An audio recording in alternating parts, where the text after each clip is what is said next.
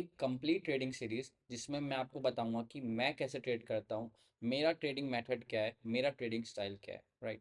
तो इसमें हम सब कुछ डिस्कस करेंगे फ्रॉम बेसिक टू एडवांस। सब कुछ जितना मेरे को आता है मैं सब कुछ आप लोगों का शेयर कर दूंगा। और इतना आपको कह सकता हूँ, इस सीरीज के बाद आपको ना कहीं बाहर से किसी और वीडियो देखने की जरूरत नहीं पड़ेगी। जितना भी इस सीरीज में आपको सीखने को मिलेगा वो मोर देन इनफ होगा प्रॉफिटेबल ट्रेडर बनने के लिए। तो जो मेरी ट्रेडिंग है, जो मेरा ट्रेडिंग स्टाइल है, वो तीन चीज़ों पर डिपेंड करता है। फर्स्ट, सबसे इंपॉर्टेंट होती है डायरेक्शन, कि मार्केट की डायरेक्शन कैसे फाइंड आउट करें।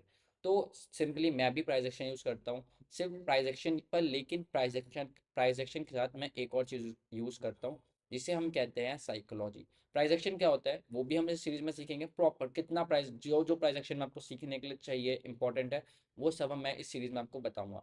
पर लेकिन सिर्फ प्राइजेक्शन से क्या होता है कि आप हायर हाइज देख लो, लोअर लॉस देख लो, सिर्फ उसके बेसिस पे आप ट्रेड नहीं कर सकते। आपको उसका साइकोलॉजी मिक्स करनी ही पड़ेगी। जब तक आप प्राइजेक्शन और साइकोलॉजी को मिक्स नहीं करोगे, आपको रिजल्ट्स नहीं मिलने वाले। साइकोलॉजी किसकी? रिटेल ट्रेडर्स की और ऑपरेटर्स की। आप बिग ट्रेडर कह सकते हो कि रिटेल ट्रेडर कैसे सोच रहा है, रिटेल ट्रेडर कैसे ट्रैप हो रहा है, और ऑपरेटर्स ने कैसे ट्रैप कर रहा है। सिर्फ माइंडसेट, उनका माइंडसेट रीड करना आना चाहिए कि क्या हो रहा है एक्चुअली मार्केट में। और उसका पता है, एक सबसे बेस्ट एग्जांपल है, अभी रिसेंटली हमने एक बीटीसी में ट्रेंड रिवर्सल लिया था। तो आप उसको देख सकते हो, ऊपर आई लिंक भी आ रहा होगा, डिस्क्रिप्शन में लिंक डाल दूंगा। एक बार आपसे रिक्वेस्ट है, जाके उस वीडियो को देखना।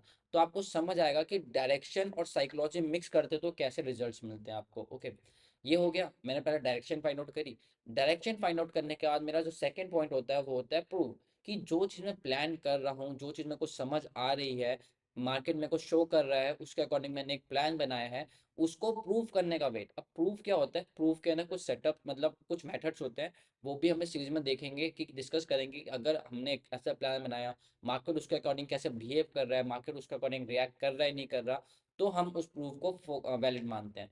Third and the most important होता है अपना एंट्री। एंट्री लेने के लिए हमें चाहिए होता है एज। सिंपली एज क्या होता है?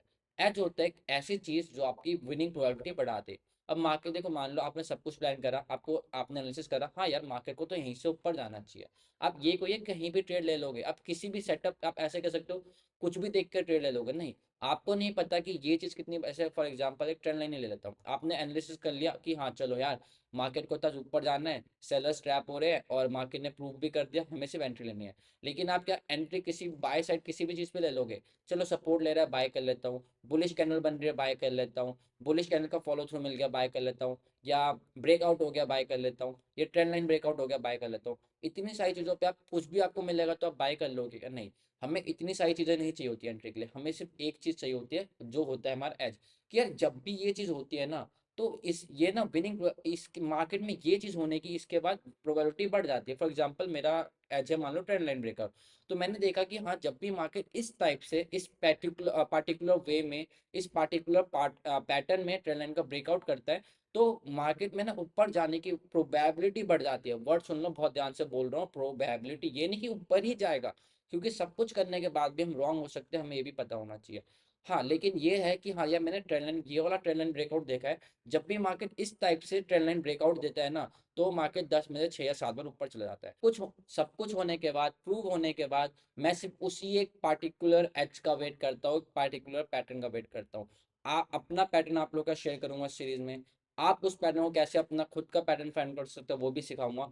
तो जैसे मैंने बताया, हम completely A to Z, basic to advance, सब कुछ करेंगे, सीखेंगे सीरीज में। तो जिसके जिसके बाद आपको कहीं और से कुछ मतलब कंफ्यूज नहीं होगा कि ये सीख ले वो सीख ले।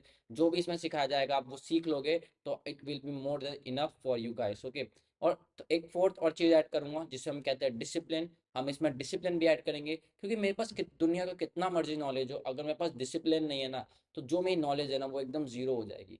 क्योंकि डिसिप्लिन चाहिए होता है जो भी हमें नॉलेज है ना उसको परफेक्टली एग्जीक्यूट करने के लिए। फोकस करेंगे कि हम अपना डिसिप्लिन कैसे इंप्रूव कर पाए, हम एक डिसिप्लिन के ट्रेडर कैसे बने, एक रूल फॉलोइंग ट्रेडर कैसे बने, अपने इमोशंस पे कैसे कंट्रोल ला पाए। जैसे कि हम बताया, इस सीरीज में हम A to Z सब कुछ डिस्कस करने वाले हैं।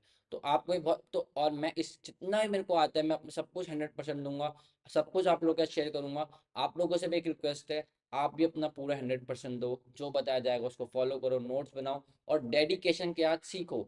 सीखोगे तो रिजल्ट्स आपको डेफिनेटली मिलेंगे, ये मैं आपको गारंटी दे सकता हूँ। जितना आपको बताया जाएगा आप उतना फॉलो कर पाओगे तो रिजल्ट्स आपको गारंटीड मिलेंगे। तो thanks for watching guys, see you guys in the next video.